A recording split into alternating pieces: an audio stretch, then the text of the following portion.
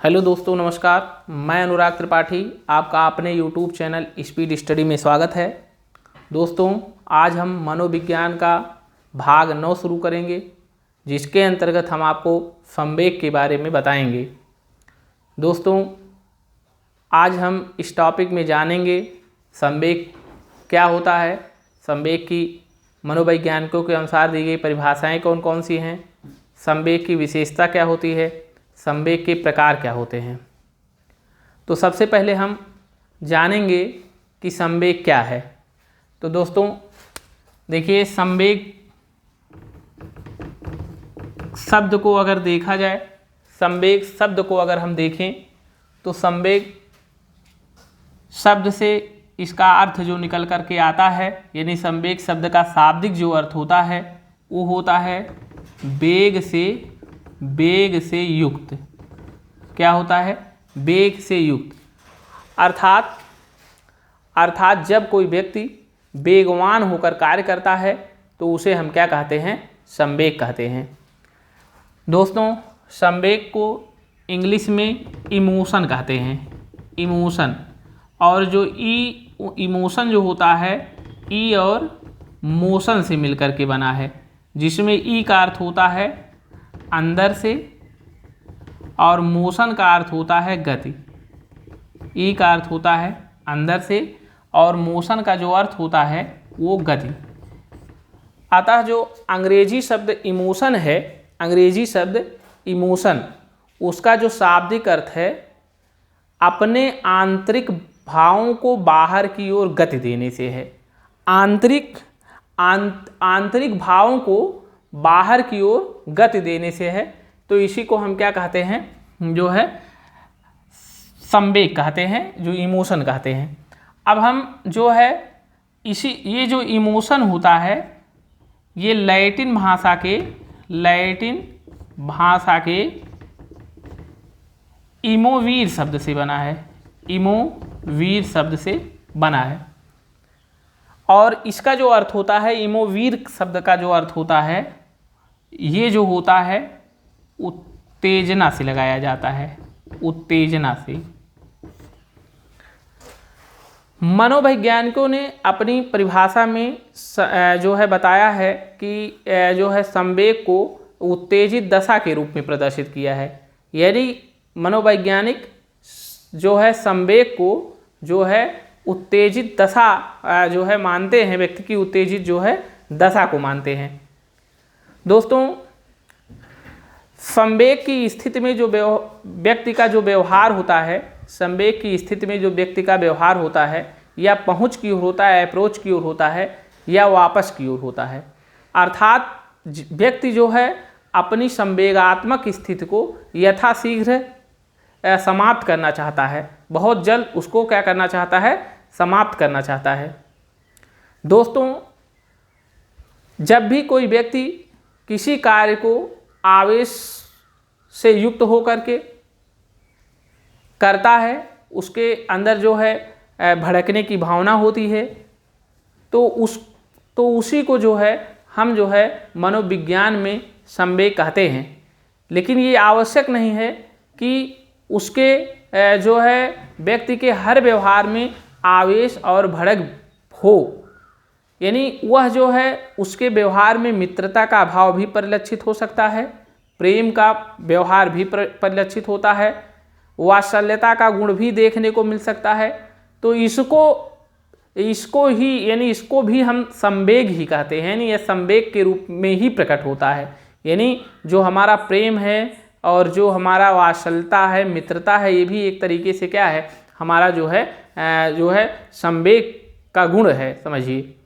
अब यहाँ पर देखिए, जब कोई व्यक्ति उत्तेजित अवस्था में होता है तो उस उत्तेजना के कारण उसके अंदर जो है शारीरिक और मानसिक दोनों प्रकार के परिवर्तन देखने को मिलते हैं। जैसे कहा जाए कि यदि कोई जो है व्यक्ति है वो किसी वस्तु को देख करके डर जाता है और उस डर के कारण वहाँ से जो भागने का प्रयास करता है, तो उस स्थिति में अगर हम व्यक्ति को देखेंगे तो हम पाएंगे उसकी जो उत्तेजना है, उसके अंदर जो उत्तेजना उस वस्तु को देख करके उठी है, वो जो है शारीरिक परिवर्तन और मानसिक परिवर्तन के रूप में जो है हमको देखने को मिल सकती है।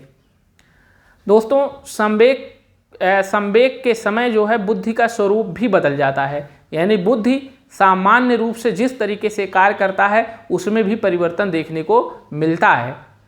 तो हम ये कह सकते हैं कि संवेग, देखिए संवेग हमारे लिए अच्छा भी हो सकता है और बुरा भी हो सकता है, यानी संवेग जो है सुखद भी होते हैं, दुखद भी होते हैं। जो हमारे आत्मा को सुख पहुंचाते हैं, यानी जिन संवेगों के कारण हमको सुख की प्राप्ति होती है उसे हम सुखद संवेग कहते हैं, और जिन संवेगों के द्वारा हमको दुख की प्राप्ति होती है उसे हम दुखद संवेग कहते हैं। तो सुखद संवेग में जैसे आप कह सकते हैं प्रेम हुआ, जो है वात्सल्यता हुआ, स्नेह हुआ, ये सब सुखद संवेग है। लेकिन घृणा हुआ, ईर्ष्या हुआ, जो है ये सब क्या है, ये सब दुखद संवेग हैं। तो संवेग की परिभाषा से क्लियर है कि जो आपकी उत्तेजना जो होगी, ये नहीं है कि उत्तेजना का मतलब ये नहीं कि हमेशा वो जो है क्रोधित रूप में ही व्यवहार पर लक्षित करेगा, ऐसा नहीं है। कि जो हम कह सकते हैं कि संवेग का जो उदय होता है वो सकारात्मक भी हो सकता है और जो है नकारात्मक भी हो सकता है, यानी जो उसकी उत्तेजना है, आंतरिक जो उसकी उत्तेजना है वो जो है सकारात्मक भी हो सकती है और नकारात्मक भी हो सकती है। अब हम यहाँ पर जानेंगे कि मनोवैज्ञानिकों ने अपने परिभाषा में संवेग को किस तरीके से परिभाषित किया है। दोस्तों, वुडवर्थ की परिभाषा है संवेग व्यक्ति की उत्तेजित दशा है। यहाँ पर लिखा भी गया है संवेग व्यक्ति की उत्तेजित दशा है। ये किसकी परिभाषा है? वुडवर्थ की। बहुत ही इंपॉर्टेंट परिभाषा है, परीक्षा में कई बार ये पूछा भी गया है, ये परीक्षाओं में पूछा भी गया है, तो ये इंपॉर्टेंट परिभाषा है। संवेग चेतना की वह अवस्था है जिसमें रागात्मक तत्व की प्रधानता रहती है, रास की परिभाषा है। ये भी बहुत ही इंपॉर्टेंट परिभाषा है। रागात्मक तत्व का मतलब क्या होता है? रागात्मक तत्व का मतलब होता है मित्रता से, प्रेम से, स्नेह से, सामाजिकता से। अब यहाँ पर देखिए, किसी भी प्रकार के आवेश आने, भड़क उठने तथा उत्तेजित हो जाने की अवस्था को संवेग कहते हैं। ये जो है जर्सील्ड की परिभाषा है। जब रागात्मक प्रवृत्ति का वेग बढ़ जाता है तब संवेग उत्पन्न होता है। तो ये जो है वैलेंटाइन की परिभाषा है, रागात्मक प्रवृत्ति का वेग बढ़ जाता है। इसमें रागात्मक तत्व तो जान ही गए हो क्या होता है। संवेग गतिशील आंतरिक समायोजन है जो व्यक्ति के संतोष, सुरक्षा और कल्याण के लिए कार्य करता है। ये जो है क्रो एंड क्रो की परिभाषा है। ये किसकी परिभाषा है? क्रो एंड क्रो की परिभाषा है। इसमें क्या बताया गया है? संवेग गतिशील आंतरिक समायोजन है जो व्यक्ति के संतोष, सुरक्षा और कल्याण के लिए कार्य करता है। ये क्रो एंड क्रो की परिभाषा है। 6वीं परिभाषा देखिए क्या है। संवेग प्राणी की एक जटिल दशा है जिसमें शारीरिक परिवर्तन, प्रबल भावना के कारण उत्तेजित दशा और एक निश्चित प्रकार का व्यवहार करने की प्रवृत्ति निहित रहती है। ये ड्रेवर की परिभाषा है, तो इसको भी याद रखेंगे। संवेग प्राणी की एक जटिल दशा है जिसमें शारीरिक परिवर्तन, प्रबल भावना के कारण उत्तेजित दशा और एक निश्चित प्रकार का व्यवहार करने की प्रवृत्ति निहित रहती है। ड्रेवर की परिभाषा है। दोस्तों, संवेग और भाव जो होती हैं वो भावात्मक क्रियाएं होती हैं, फिर भी संवेग और भाव में अंतर होता है। देखिए, भाव एक सरल प्रक्रिया है जबकि संवेग एक जटिल प्रक्रिया है। भाव आत्मगत होता है जबकि संवेग आत्मगत और वस्तुगत दोनों होता है। भाव के लिए संवेग आवश्यक नहीं है, लेकिन संवेग के लिए भाव का होना आवश्यक है। भाव में बुद्धि का स्वरूप परिवर्तित नहीं होता है, ना ही शारीरिक परिवर्तन होते हैं, शारीरिक और मानसिक परिवर्तन लेकिन जो है संवेग में क्या होता है, बुद्धि का स्वरूप भी परिवर्तित हो जाता है, शारीरिक और मानसिक परिवर्तन भी देखने को मिलते हैं। तो ये हम भाव और संवेग के बारे में आप इतना जो है इसमें जान लेंगे। अब हम पढ़ाते हैं आपको जो है संवेग की विशेषताएं क्या होती हैं। देखिए, संवेग की विशेषताएं अब हम यहाँ पर जानेंगे कि जो है संवेग की कौन कौन सी विशेषताएं होती हैं। देखिए दोस्तों, संवेग में व्यापकता का गुण पाया जाता है। संवेग में स्थानांतरण का गुण पाया जाता है। संवेग में अस्थिरता का गुण पाया जाता है। संवेग में सुख और दुख का भाव भी निहित होता है। संवेग में क्रियात्मक प्रवृत्ति का गुण पाया जाता है। संवेग का जो संबंध होता है मूल प्रवृत्ति से होता है। तो हम इसके बारे में जानेंगे, जो है इसकी विशेषताओं के बारे में जानेंगे। जैसे यहाँ पर देखिए संवेग की विशेषता में यहाँ पर ध्यान देंगे हम। पहला है व्यापकता। व्यापकता का मतलब क्या है? पहला गुण व्यापकता है। व्यापकता का मतलब है कि संवेग व्यक्ति के संसार के प्रत्येक प्राणी में पाया जाता है। यह मानव जाति में भी पाया जाता है, पशु अथवा पक्षियों में भी पाया जाता है। तो व्यापकता का मतलब है संसार के प्रत्येक प्राणी में पाया जाएगा। दूसरी इसकी विशेषता जो है स्थानांतरण है। पहला व्यापकता है और दूसरा क्या है? स्थानांतरण है। स्थानांतरण का मतलब क्या है? संवेग स्थानांतरित होता है। कहने का मतलब है जब एक व्यक्ति दूसरे व्यक्ति के ऊपर क्रोधित होता है तो जब कोई तीसरा व्यक्ति उसको समझाने जो है उन लोगों को समझाने के लिए जाता है तो क्रोधित व्यक्ति उस तीसरे व्यक्ति पर भी क्रोधित हो जाता है। तो इसी को हम क्या कहते हैं? संवेग क्या होता है? स्थानांतरित होता है। अब देखेंगे अगली विशेषता क्या है? अस्थिरता। देखिए संवेग जो है स्थिर नहीं होता है, इसमें अस्थिरता का गुण पाया जाता है। जैसे एक माता अपने बच्चे के ऊपर जो है जब क्रोध करती है तो उसको मार भी देती है, डांटती भी है।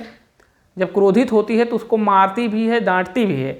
लेकिन थोड़ी देर बाद जो है वही माता उस बच्चे को क्या करती है? उस बच्चे को दुलारती भी है, उससे प्रेम करती है। तो ये क्या है? संवेग कुछ समय के संवेग की जो स्थिति होती है वो कुछ समय के पश्चात क्या हो जाती है? समाप्त हो जाती है। अब यहाँ पर देखिए वैयक्तिकता। वैयक्तिकता का मतलब क्या है?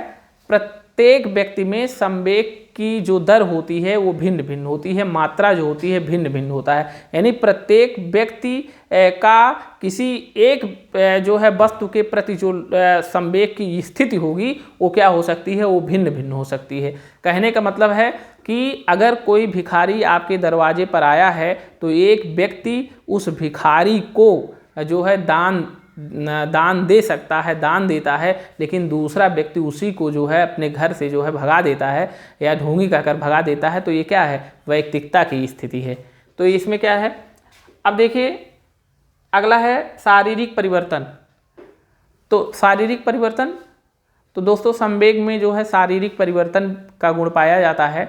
और ये जो शारीरिक परिवर्तन होता है ये शारीरिक परिवर्तन दो प्रकार का होता है। एक को कहते हैं हम आंतरिक शारीरिक परिवर्तन और दूसरे को हम कहते हैं बाह्य शारीरिक परिवर्तन।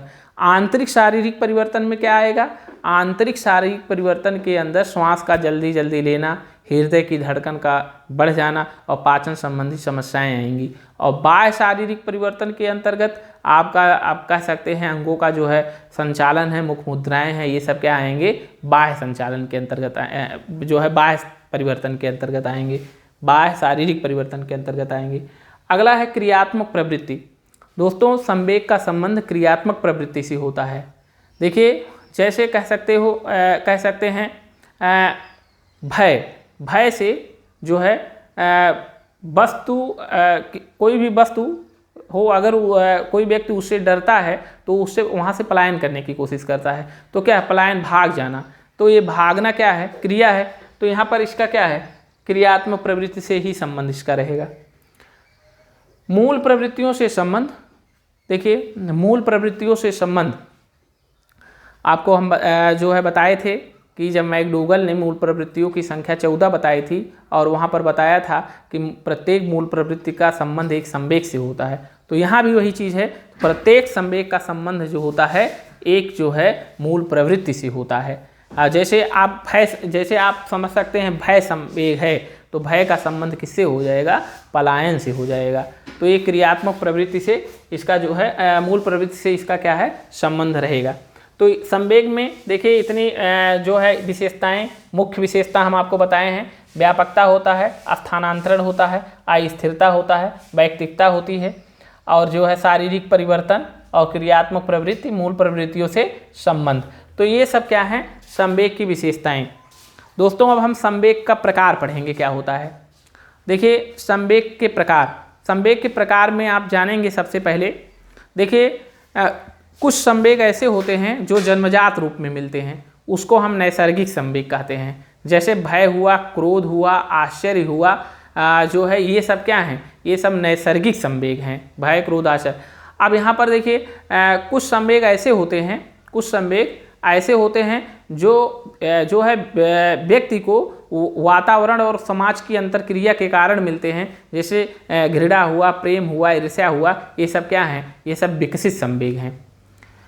वे संवेग जो मानव को सुख पहुंचाते हैं उसे सुखद संवेग कहते हैं। जैसे आपने इसके पहले भी हम बताए थे, जैसे प्रेम हुआ, वात्सल्यता हुआ, स्नेह हुआ, ये मित्रता हुआ, ये सब क्या हैं, ये सुखद संवेग हैं। और जो संवेग व्यक्ति को दुख पहुंचाते हैं उसे दुखद संवेग कहते हैं। तो उसका मतलब, इसका मतलब उदाहरण इसका हुआ ईर्ष्या हुआ और घृणा हुआ, ये सब क्या हैं, ये सब क्या हैं, ये है दुखद संवेग। दोस्तों मनोवैज्ञानिक जो है वाटसन ने भय, क्रोध और प्रेम को, यानी इन तीनों को, भय, क्रोध और प्रेम को प्राथमिक संवेग कहा। और उन्होंने बताया कि नवजात शिशु में 3 मूल संवेग पाए जाते हैं, जिसका नाम दिया था भय, क्रोध और स्नेह। क्या नाम दिया था? भय, क्रोध और स्नेह। तो आप जान गए होंगे, ये पूछा भी गया है जो 3 मूल संवेग नवजात शिशु में होते हैं उसका नाम क्या है, तो भय, क्रोध, स्नेह। दोस्तों जो है इसके प्रकार में जो है इसके संवेग के प्रकार में मैकडूगल का वर्गीकरण सर्वमान्य है।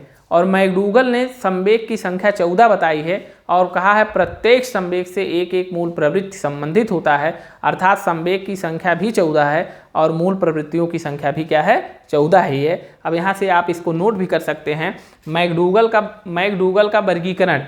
तो यहाँ देखिए मूल प्रवृत्ति है और संवेग है।